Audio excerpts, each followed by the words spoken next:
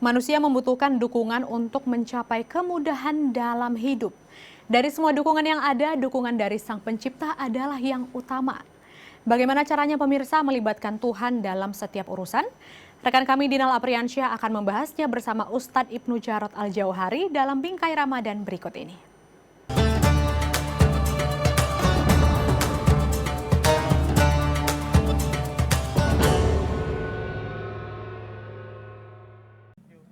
Assalamualaikum warahmatullahi wabarakatuh. Halo pemirsa Bingkai Sumatera, kembali lagi bersama saya Dinal Apriansyah dalam Bingkai Ramadan. Pemirsa, bagaimana caranya melibatkan Allah dalam segala urusan yang kita punya? Inilah yang akan menjadi pembahasan kita dalam Bingkai Ramadan kali ini bersama Ustadz kita, Ustadz Ibnu Jarot Al-Jauhari atau yang akrab disapa Uja. Halo Uja, Assalamualaikum, apa kabarnya? Waalaikumsalam warahmatullahi wabarakatuh. Halo Bang Dinal, alhamdulillah sehat. Bang Dinal apa kabar? Alhamdulillah sehat Uja.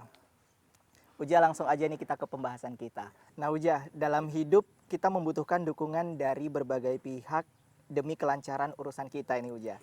Namun yang tidak mengecewakan pastinya dukungan dari Allah. Nah bagaimana caranya melibatkan Allah dalam setiap urusan? Iya, bagus sekali pertanyaannya. Pertama kita fahami dulu dalil Al-Quran, Quran surah Fatir ayat ke-15. Allah Subhanahu wa taala berfirman, A'udzu billahi minasyaitonir rajim, ya ayyuhan nasu, yang Allah imbau itu ai manusia. Bukan ya ayyuhal muslim, bukan hai orang-orang yang beragama Islam, atau ya ayyuhalladzina amanu, bukan orang-orang yang beriman, tapi manusia. Allah menyebutnya di dalam Quran tersebut, hai manusia, antumul fuqara ilallah wallahu huwal ghaniyyul hamid. Kata Allah, kamulah yang sangat butuh kepada Allah, ya, dan Allah dialah yang maha kaya, tidak memerlukan sesuatu, dan Allah maha terpuji.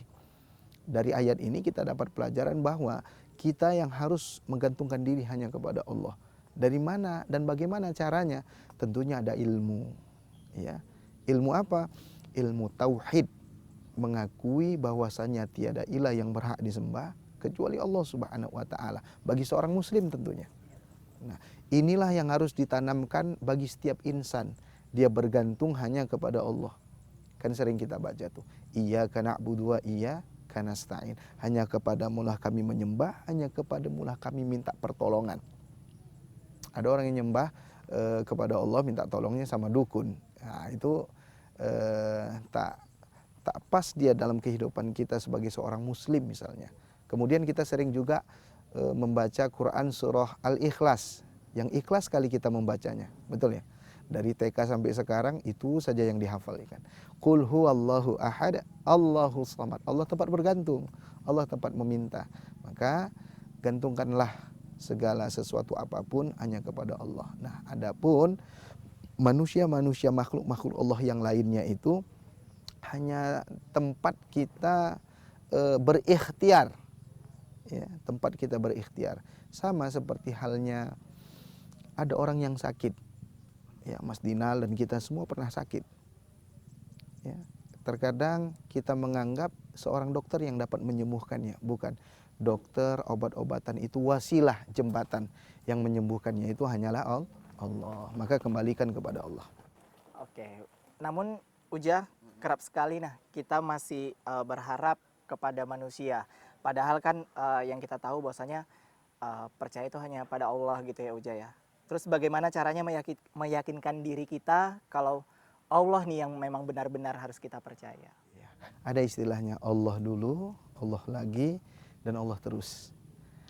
Ketika seseorang hamba sudah pasrah hanya kepada Allah, apapun yang kondisi yang dia rasakan, qadarullah wa masyafa'al, takdir Allah atas segala ketetapan yang telah Allah berikan. Kalau tak kuat ilmu tauhidnya, bergantung hanya kepada Allah, berat. Tapi kalau kuat ilmu tauhidnya, yakinnya kepada Allah Subhanahu wa taala kuat, ada namanya itu ketika sudah di zona pasrah, nggak ada lagi yang dapat menolong kecuali Allah Subhanahu wa taala. Bangun di tahajud malam, meneteskan air mata, bertakarrub, mendekatkan diri kepada Allah taala, itu semua nanti Allah akan memberikan jalan yang tidak disangka-sangka. Ketika misalnya gema suara adzan memanggil umat Islam misalnya, hanya 'alas shalah, mari kita sholat, hanya 'alal falah, mari kita menuju kemenangan. Atau as-sholatu khairum minan naum, sholat itu lebih baik daripada tidur. Lebih enak mana sholat sama tidur? Kalau orang menjawab lebih enak sholat, penuh masjid setiap subuh. Tapi nyatanya lebih enak tidur. Nah, itu kenapa? Karena dia belum ya, atau masih sedikit ketergantungannya atau bergantungnya kepada Allah Subhanahu wa taala. Walaupun ketika kita sholat itu Allah nggak butuh. Jadi semua amal ibadah itu untuk kita sendiri. Kecuali satu. Ada yang tahu? Satu itu puasa. Inilah kelebihan Ramadan, siangnya kita berpuasa. Puasa itu Allah sendiri yang akan memberi balasannya. Karena orang yang berpuasa hanya dirinya dan Allah yang tahu kalau dia sedang melakukan ibadah puasa. Kalau tidak dikasih tahunya maka orang lain tidak tahu. Wallahu a'lam. Oke Ujah, apakah ada kisah yang bisa dijadikan pelajaran untuk kita semua Ujah? Siap. Suatu ketika khalifah yang ketiga namanya Utsman bin Affan radhiyallahu anhu ketika mengantarkan jenazah selalu meneteskan air mata padahal nggak ada kaitannya hubungan kerabat atau famili. Tapi apa yang terjadi? Ketika dia ditanya, Utsman, kenapa kau cengeng kali? Setiap mengantarkan jenazah pasti meneteskan air mata dan begitu derasnya. Apa kata Utsman? Padahal engkau, kata sahabat, padahal engkau orang dijamin masuk surga, kami ini belum. Apa kata Utsman? Nabi menjamin aku masuk ke dalam surga, tapi Nabi belum menjamin aku selamat dari alam kubur. Nah, betul juga kata Utsman. Kalaulah hari kiamat itu 10.000 tahun lagi, 10.000 tahun kita akan nunggu di alam kubur. Bisa jadi taman-taman surga, tapi jangan lupa bisa jadi bahagian siksa dari panasnya api neraka. Maka bergantunglah hanya kepada Allah, buat amalan-amalan yang amalan itu akan menolong kita sampai di alam kubur kita, sampai hari kiamat kita. Satu, ilman alamahu wa nasyarahu, ilmu yang dia amalkan dia tebarkan. Dua, wa waladan soleh antarokau, anak-anak yang soleh yang ia tinggalkan. Atau yang ketiga, wa mushafan warotha'u, mushaf Al-Quran yang ia wakafkan. Au masjid dan banahu, masjid-masjid yang dia bangun. Atau yang kelima, au baitan libni sabil banahu, rumah yang dibangunnya untuk ibnu sabil.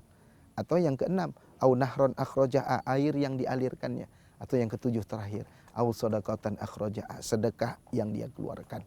Itulah yang dapat menolong kita nanti ketika kita bergantung kepada Allah.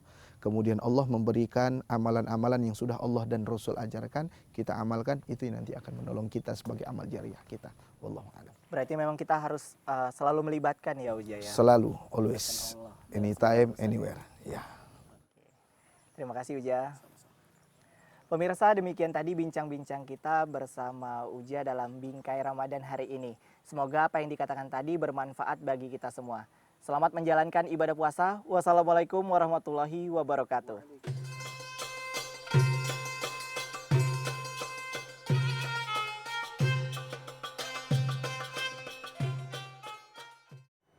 Sekian program Bingkai Sumatera. Saat ini pemirsa, Anda juga bisa menyaksikan program unggulan Dai TV di platform Dai Plus yang bisa diunduh secara gratis.